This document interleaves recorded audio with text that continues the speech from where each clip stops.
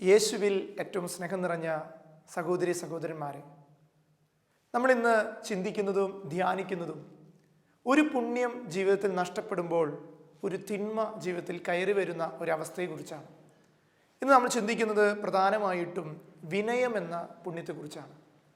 വിനയം നമ്മിലേക്ക് കടന്നു വരണമെങ്കിൽ ആ പുണ്യം നഷ്ടപ്പെടുത്തുന്ന പാപത്തെക്കുറിച്ച് നമുക്കൊത്തിരി ചിന്തിക്കാം. ആ ചിന്തയിലൂടെ കടന്നു പോകുമ്പോൾ ദൈവത്തെ സ്നേഹിക്കാനും ദൈവത്തെ സ്വന്തമാക്കാനുള്ള കൃപ നമുക്ക് ലഭിക്കും. വിശുദ്ധനായ സിറിൽ ഇപ്രകാരമാണ് പറയുന്നത്. അദ്ദേഹത്തിൻ്റെ ചിന്ത ഇപ്രകാരമാണ്.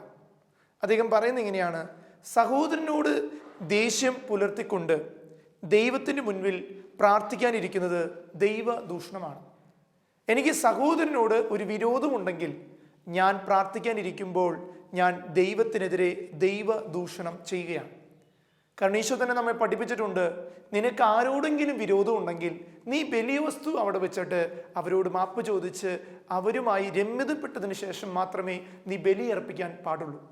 അതുകൊണ്ട് സ്നേഹമുള്ളവരെ, ഇന്ന് ഈ കാലഘട്ടത്തിൽ ഈ ലോകത്ത് ഒത്തിരി ജീവിതങ്ങളുടെ ഇടയിലുള്ള ഒരു സംഘർഷ അവസ്ഥയാണ് കോപം എന്ന അവസ്ഥ. അടക്കി വാഴ്ത്താൻ പറ്റാത്ത, അല്ലെങ്കിൽ ആ ജീവിതത്തെ തകർത്തുകൊണ്ടിരിക്കുന്ന ഒരു അവസ്ഥ.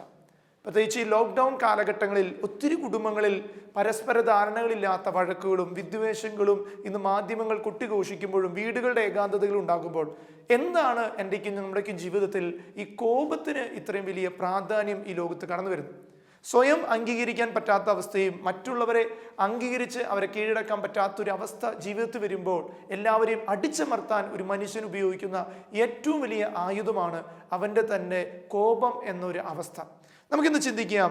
അതുകൊണ്ട് തന്നെ നമ്മളിന്ന് ചിന്തിക്കേണ്ടത്, സ്നേഹത്തിനെതിരായി ഒരു വ്യക്തിയുടെ ഉള്ളിലുണ്ടാകുന്ന വികാരത്തിൻ്റെ പേരാണ് കോപം എന്നത്. ഒരു വ്യക്തിയുടെ ജീവിതത്തിൽ സ്നേഹത്തിനെതിരായിട്ടുണ്ടാകുന്ന ഒരു വികാരം.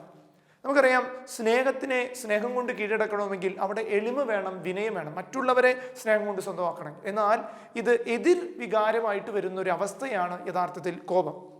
അതുകൊണ്ട് സ്നേഹരാഹിത്യമാണ് കോപമെന്ന് പലപ്പോഴും പറയാറുണ്ട്. സ്നേഹം ഇല്ലാതെയാകുന്ന എവിടെയോ അവിടെ കോപം സൃഷ്ടിക്കപ്പെടും, അല്ലെങ്കിൽ കോപത്തിന് വലിയ സാധ്യതകൾ ഉണ്ടാകുമെന്നുള്ളതാണ്. വിശുദ്ധ ബേസിൽ ഇപ്രകാരം പറഞ്ഞത് ഞാൻ ചിന്തിച്ചു പോകുകയാണ്.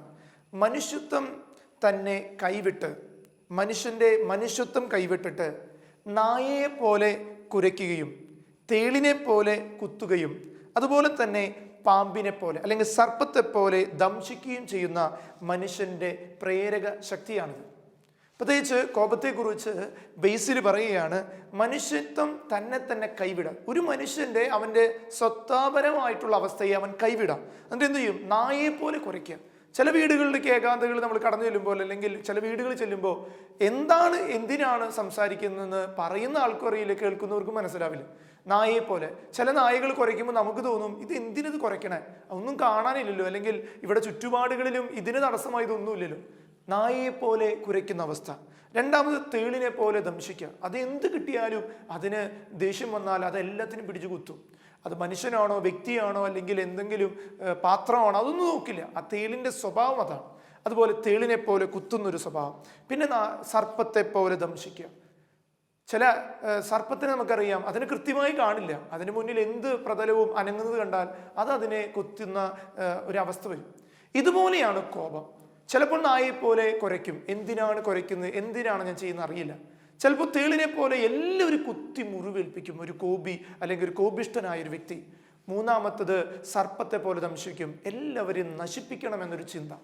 സ്നേഹമുള്ളവരെ, നമുക്ക് ചിന്തിക്കാം, ഈ കാലഘട്ടങ്ങളിൽ നമ്മളെല്ലാവരും ഒരുമിച്ച് ഭവനങ്ങളിലായിരിക്കുമ്പോൾ, ഒരുമിച്ചിരുന്ന് പ്രാർത്ഥിക്കുമ്പോഴും ഇങ്ങനൊരു കോപാവസ്ഥ നമ്മുടെ കുടുംബത്തിലുണ്ടോ?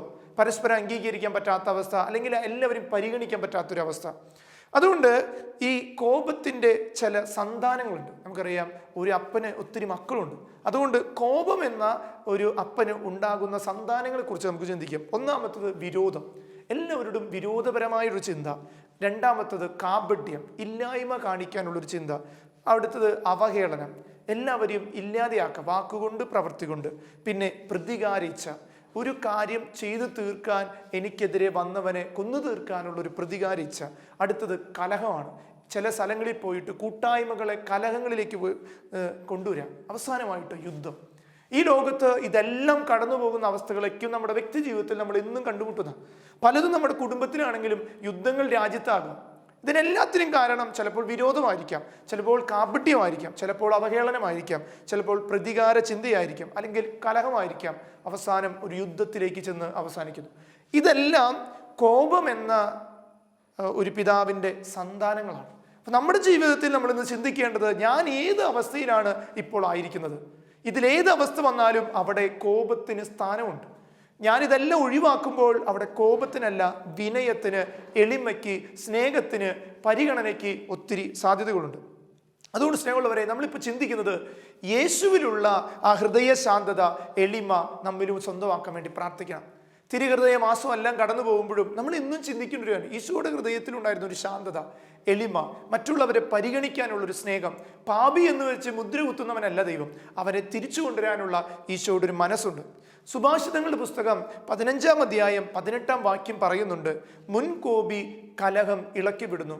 മുൻകോപിയായ ഒരു മനുഷ്യനാണ് ചിലപ്പോൾ ഒരു കുടുംബത്തിൽ, അല്ലെങ്കിൽ ഒരു സമൂഹത്തിൽ, അല്ലെങ്കിൽ ഒരു കൂട്ടായ്മയിൽ കലഹം ഇളക്കി വിടുന്നത്. അതുകൊണ്ട് എൻ്റെ മുൻകോപം ചിലപ്പോൾ എൻ്റെ സമൂഹത്തെ തെറ്റിദ്ധാരണയിലേക്ക്, അല്ലെങ്കിൽ ഒരു സമാധാനക്കേടിലേക്ക് കൊണ്ടുവരുന്നുണ്ടെങ്കിൽ ഞാൻ ചിന്തിക്കേണ്ടത് എൻ്റെ മുൻകോപങ്ങൾ എടുത്തു മാറ്റണം. അതുകൊണ്ടാണ് സുഭാഷിതങ്ങളുടെ പുസ്തകം 15-18 പറയുകയാണ്, മുൻകോപി കലഹം ഇളക്കി വിടുന്നു. നമുക്ക് ചിന്തിക്കാം, ഞാനൊരു മുൻകോപിയാണോ? ഞാനാണ് ഈ കലഹത്തിന് കാരണമെങ്കിൽ എൻ്റെ മുൻകോപങ്ങളെ എനിക്ക് മാറ്റാനുള്ള സാധ്യതകൾ എൻ്റെ മുന്നിലുണ്ട്. അതുകൊണ്ട് സ്നേഹമുള്ളവരെ, കോപത്തെക്കുറിച്ച് നമ്മൾ മനസ്സിലാക്കണം.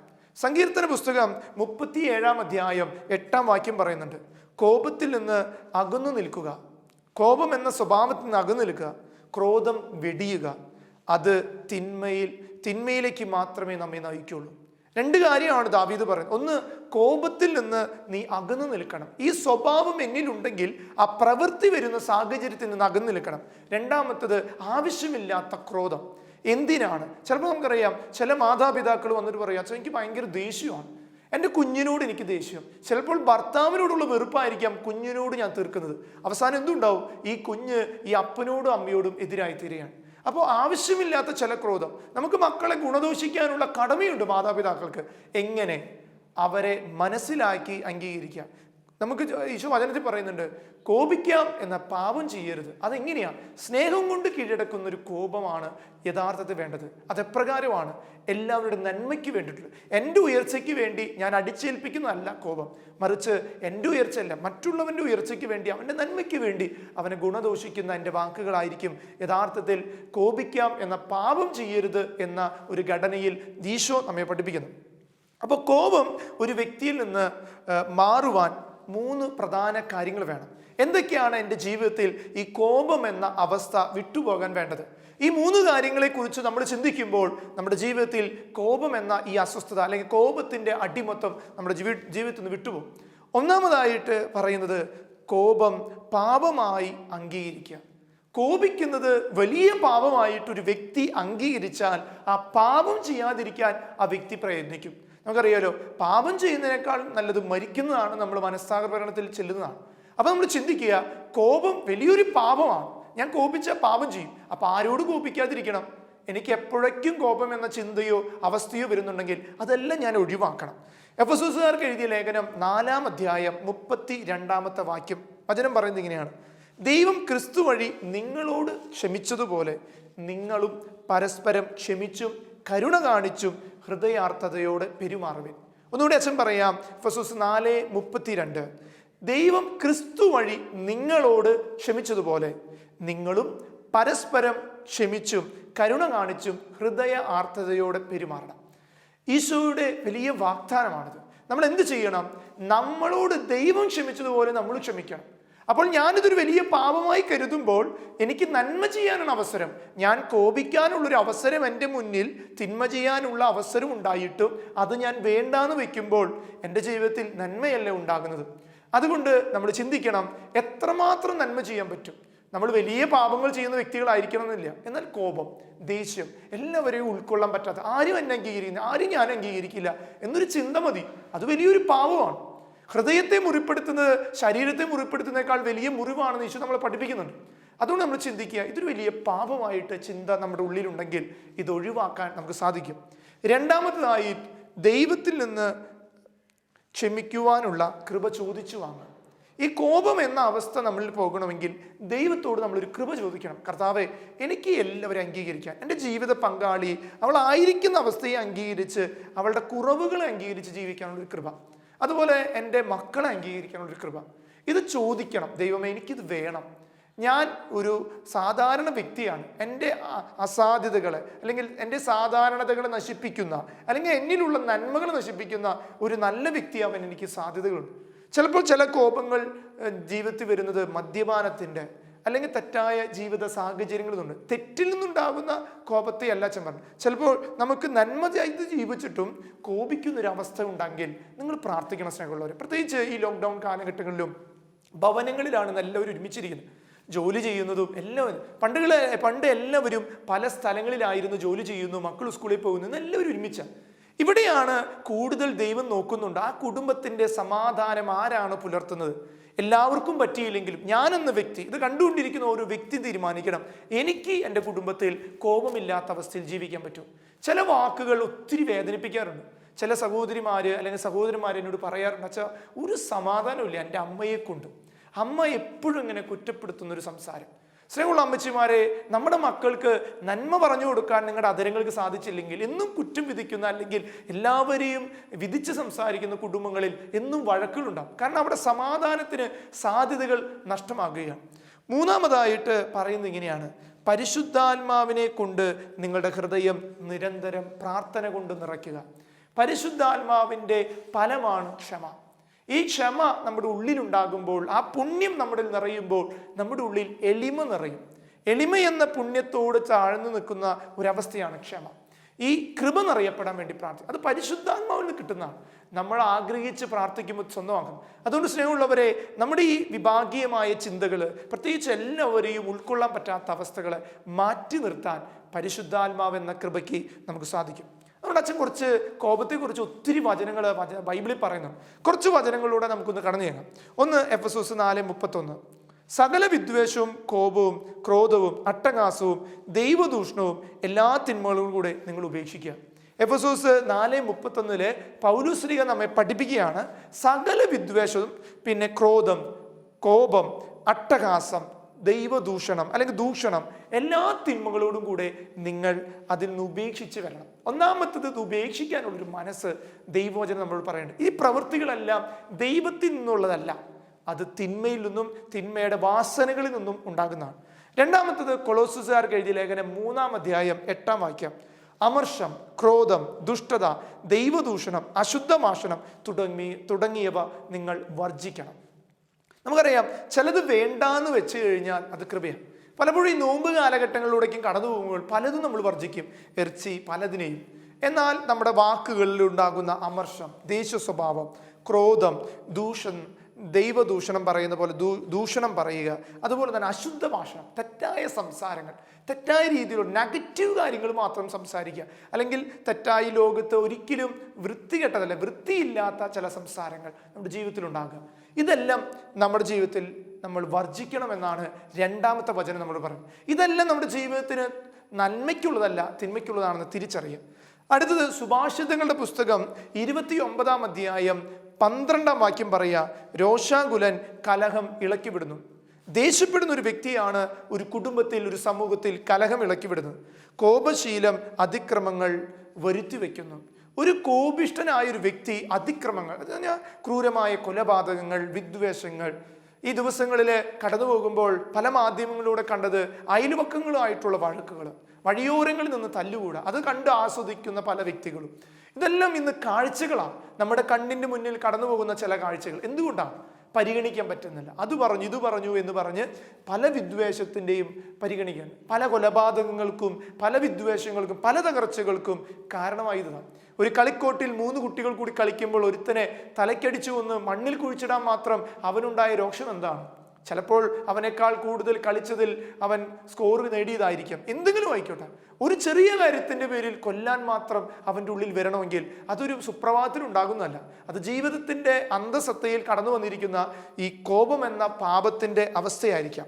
സ്നേഹമുള്ളവരെ, സുഭാഷിതങ്ങളുടെ പുസ്തകം 14:29 പെട്ടെന്ന് കോപിക്കാത്തവന് ഏറെ വിവേകമുണ്ട്. ചില കാര്യങ്ങൾ നമ്മുടെ ജീവിതത്തിൽ ചുറ്റുപാടുകൾ ഉണ്ടാകുമ്പോൾ പെട്ടെന്ന് കോപിക്കുന്നില്ല. അവന് യഥാർത്ഥത്തിൽ ദൈവവചനം പറയുകയാണ്, അവന് വിവേകമുണ്ട്. മുൻകോപി ഭോഷത്വത്തെ തലോടിക്കുന്നു. എടുത്തുചാട്ടത്തോടെ കോപിക്കുകയും എല്ലാവരെയും ചീത്ത പറയുന്ന അല്ലെങ്കിൽ വിദ്വേഷത്തിന്റെ രീതിയിൽ സംസാരിക്കുന്ന ഒരു വ്യക്തിയുടെ പ്രത്യേകത, അവൻ ഈ ഭോഷത്വം, കോപം എന്ന ഭോഷത്തെ തലോടുന്ന വ്യക്തിയാണ്. മറ്റൊരാള് വിവേകമുള്ളതും. അതുകൊണ്ടാണ് സുഭാഷിതം 14:29 വചനം പറയുന്നത്. സുഭാഷിതങ്ങളുടെ പുസ്തകം 15-ാം അധ്യായം 18-ാം വാക്യം പറയുന്നുണ്ട്, മുൻകോപി കലഹം ഇളക്കി വിടുന്നു, ക്ഷമാശീലൻ അത് ശമിപ്പിക്കുന്നു. അപ്പോൾ ക്ഷമയുള്ളൊരു വ്യക്തിക്ക് ഈ കോപത്തെ ശമിപ്പിക്കാൻ പറ്റും. ചിലപ്പോൾ കോപിക്കുന്ന രണ്ടുപേരുടെ ഇടയിൽ ക്ഷമിക്കുന്നൊരു വ്യക്തി ഉണ്ടെങ്കിൽ ആ ഒരു അവസ്ഥ അവരുടെ ഇടയിൽ നിന്ന് പോകും. അതുകൊണ്ട് സ്നേഹമുള്ളവരെ, നമ്മൾ ചിന്തിക്കുകയാണ്, ഉൽപ്പത്തിയുടെ പുസ്തകത്തിലെ 4-ാം അധ്യായം 6-ാം വാക്യം, ദൈവം കായേലിനോട് ചോദിക്കുന്ന ഒരു ചോദ്യമുണ്ട്, നീ കോപിച്ചിരിക്കുന്നത് എന്തുകൊണ്ട്? ദൈവം ചോദിക്കുക, കായേൽ നീ എന്തുകൊണ്ട് കോപിച്ചിരിക്കുന്നത്? എന്നിട്ട് പറയാണ്, നല്ലത് ചെയ്യുന്നില്ലെങ്കിൽ പാപം വാതിൽക്ക് തന്നെ പതിയിരിക്കുന്നു ഓർക്കുക. കായേൽ, നീ കോപിക്കുന്ന എന്തുകൊണ്ട്? നിന്റെ വാതിൽക്കൽ തിന്മ അല്ലെങ്കിൽ പാപം കാത്തിരിക്കുന്നു എന്ന് തിരിച്ചറിയുക. അതുകൊണ്ട് സ്നേഹമുള്ളവരെ, കായേലിനോട് ചോദിച്ച ചോദ്യം നമ്മുടെ ഇടയിൽ ഉണ്ടാകട്ടെ. നിങ്ങൾ കായേൽ എന്ന പേര് മാറ്റി നമ്മുടെ പേര് വെച്ച് വായിച്ചു നോക്കിയേ. ദൈവം കായേലിനോട് ചോദിച്ചു, നീ കോപിച്ചിരിക്കുന്നത് എന്തുകൊണ്ട്? നിന്റെ ഈ കോപം ചിലപ്പോൾ നിന്റെ കുടുംബത്തിൽ നിന്ന് അകറ്റും, വ്യക്തികളിൽ നിന്ന്, ചിലപ്പോൾ ജീവിത പങ്കാളിയിൽ നിന്ന്, മക്കളിൽ നിന്ന് നിന്നെ അകറ്റുന്ന ഒരു സ്വഭാവ വൈകല്യമാണ് യഥാർത്ഥത്തിൽ ഒരു കോപം. അതുകൊണ്ട് പറയാണ്, നല്ലത് ചെയ്യുന്നില്ലെങ്കിൽ, ഈ കോപം ഉപേക്ഷിച്ച് ക്ഷമിച്ച് നിന്റെ കുടുംബത്തോട് കൂടെ നീ ചേരുന്നില്ലെങ്കിൽ, ഈ നല്ലത് ചെയ്യുന്നില്ലെങ്കിൽ നീ തിരിച്ചറിയുക, പാപം നിന്റെ വാതിൽക്കൽ കാത്തിരിക്കുന്നുണ്ട്. അത് നിന്റെ കുടുംബത്തെ തകർക്കും, നിന്റെ സ്നേഹബന്ധങ്ങൾ തകർക്കും, നീ ആരുമില്ലാത്തവനെ പോലെ നിന്നെ ആക്കി തീർക്കും. അതുകൊണ്ടാണ് വചനം പറയുന്നത്, നമ്മൾ സൂര്യൻ അസ്തമിക്കുന്നതിന് മുമ്പേ നീ കോപിച്ചിട്ടുണ്ടെങ്കിൽ ക്ഷമിക്കണം. അതുകൊണ്ട് നമ്മുടെ ജീവിതത്തിൽ നമ്മൾ തിരിച്ചറിയുക. എഫെസോസ് 4:26, കോപിക്കാം എന്നാൽ പാപം ചെയ്യരുത്. കോപിക്കാം എന്നാൽ പാപം ചെയ്യരുത്. നിങ്ങളുടെ കോപം സൂര്യൻ അസ്തമിക്കുന്നത് വരെ നീണ്ടുപോകാതിരിക്കട്ടെ. സാത്താന് നിങ്ങൾ അവസരം കൊടുക്കരുത്. വളരെ ശക്തമായൊരു വചനം. ഞാൻ ഒത്തിരി ചിന്തിക്കാറുണ്ട്, സൂര്യൻ അസ്തമിക്കുന്നതിന് മുമ്പേ നിങ്ങൾ ആ കോപത്തെ നീണ്ടുപോകരുത്. ഇപ്പൊ രാവിലെ ഒരു കുടുംബത്തിലെ ഭാര്യയും ഭർത്താവും കൂടി വഴക്ക് കൂടി, അപ്പോൾ എത്ര സമയം അതിന് നീണ്ടു നിൽക്കാം? നമുക്കറിയാം, രാവിലെ 8 മണിക്ക് തുടങ്ങിക്കഴിഞ്ഞാൽ ഉച്ചയ്ക്ക് ഒരു 12 മണിയാകുമ്പോൾ സൂര്യൻ അസ്തമിക്കാൻ ആരംഭിക്കും. 12 മണി കഴിഞ്ഞിട്ടുള്ള ഓരോ നിമിഷങ്ങളും സൂര്യ അസ്തമയത്തിന്റെ സമയങ്ങളായിട്ട് മാറിക്കൊണ്ടിരിക്കുകയാണ്. അപ്പൊ നമുക്ക് എത്ര മണി വരെ നീണ്ടു വെക്കാൻ പറ്റും? ഇപ്പൊ രാവിലെ 8 മണിക്ക് തുടങ്ങിയ കൂടിപ്പോയ 11:60 അല്ലെങ്കിൽ 11:59 വരെ നീണ്ടു നിൽക്കാം. അതിനുള്ളിൽ നിക്ഷേപിച്ചിരിക്കണം. നമ്മൾ ചിന്തിക്കുന്ന പോലെ 1 മാസം 2 മാസം ഇതെന്നല്ല. വചനം പറയുന്നത് സൂര്യാസ്തം, ഇപ്പൊ രാത്രി ഇനി 1 മണിക്ക് ശേഷം, എന്നാൽ രാത്രി 12 മണിയാകുമ്പോഴേക്കും അത് തീർക്കണം. അങ്ങനെ ജീവിതത്തിൽ മാറ്റം വരുത്തുന്നവർ, അത് സഹോദരങ്ങളുടെ ഇടയിലാകാം, അപ്പനോടായിരിക്കാം, അമ്മയോടായിരിക്കാം, ആരോടും ആയിരിക്കാം. അതുകൊണ്ട് സ്നേഹം, അതാണ് വചനം പറയുന്നത്, നീണ്ടുപോകരുത്. സൂര്യാസ്തമയത്തിനേക്കാൾ നീണ്ടുപോകുന്നൊരവസ്ഥ. അതുകൊണ്ട് സ്നേഹമുള്ളവരെ, അങ്ങനെ ഒരു അവസ്ഥയിലേക്ക് നമ്മൾ കടന്നു ചെല്ലാതിരിക്കുന്നതായിരിക്കും ഏറ്റവും നമ്മുടെ ജീവിതത്തിൽ കൃപ. അതുകൊണ്ട് പ്രഭാഷകന്റെ പുസ്തകം 27:30 വചനം പറയുന്നു, കോപവും ക്രോധവും മ്ലേച്ഛമാണ്, അവ എപ്പോഴും ദുഷ്ടനോട് കൂടെയുണ്ട്. ജീവിതത്തിൽ ഏറ്റവും വലിയ മ്ലേച്ഛതയായിട്ട് മാറുന്നൊരവസ്ഥയാണ് കോപം, ക്രോധം. അപ്പൊ നമ്മുടെ ജീവിതത്തിൽ നമ്മൾ തിരിച്ചറിയണം, ഈ ദുഷ്ടത നമ്മുടെ കൂടെയുണ്ടെങ്കിൽ അത് നമുക്കൊരു വലിയ മ്ലേച്ഛതയാണ്. അതുകൊണ്ട് നമ്മൾ അത് എടുത്തു മാറ്റാൻ നമ്മൾ ആഗ്രഹിക്കണം. ജോബിന്റെ പുസ്തകം 36:18, കോപം നിന്നെ പരിഹാസത്തിലേക്ക്, തിരസ്കരണത്തിലേക്ക് കൊണ്ടുപോകും. അതുകൊണ്ട് നീ നിന്റെ പാപത്തെയും ക്രോധത്തെയും നീ എടുത്തു മാറ്റും. സ്നേഹമുള്ളവരെ, നമ്മുടെ ജീവിതത്തിൽ വേണ്ടത് ഒരു ശാന്തതയാണ്. നമുക്കറിയാം, ശാന്തശീലനാണ് ദൈവം. ആ ശാന്തത നമുക്ക് ഈശോയുടെ ചിത്രങ്ങളിൽ കാണാം, ഈശോയുടെ കുരിശിൽ കാണാം, മറ്റ് പല കാര്യങ്ങളിൽ കാണാം. അതുകൊണ്ട് നമ്മുടെ യഥാർത്ഥത്തിൽ നമ്മുടെ ജീവിതത്തിൽ ഈ ശാന്തത നമുക്ക് സ്വന്തമാക്കാൻ പറ്റണം. മത്തായി ശ്ലീഹയുടെ സുവിശേഷം 11-ാം അധ്യായം 29-ാമത്തെ വാക്യം, ഞാൻ ശാന്തശീലനും വിനീത ഹൃദയനുമാണ്. ഞാൻ ശാന്തശീലനും വിനീത ഹൃദയനുമാണ്. അതുകൊണ്ട് ഈശോയെ സ്വന്തമാക്കണമെങ്കിൽ, ഈശോയുടെ പരിശുദ്ധ കുർബാനയുടെ സ്നേഹം ഉണ്ടാകണമെങ്കിൽ നമുക്ക് വേണ്ടത് ഈ ശാന്തവും വിനീതവുമായ ഹൃദയമാണ്. 2 തിമോത്തിസിന് എഴുതിയ 2-ാം ലേഖനം 2-ാം അധ്യായം 24-ാമത്തെ വാക്യം, കർത്താവിൻ്റെ ദാസൻ കലഹപ്രിയനായിരിക്കരുത്, എല്ലാവരോടും സൗമ്യതയുള്ളവനും യോഗ്യനുമായ അധ്യാപകനും ക്ഷമാശീലനുമായിരിക്കും. കർത്താവിൻ്റെ ദാസൻ ഒരിക്കലും കലഹപ്രിയനാകരുത്.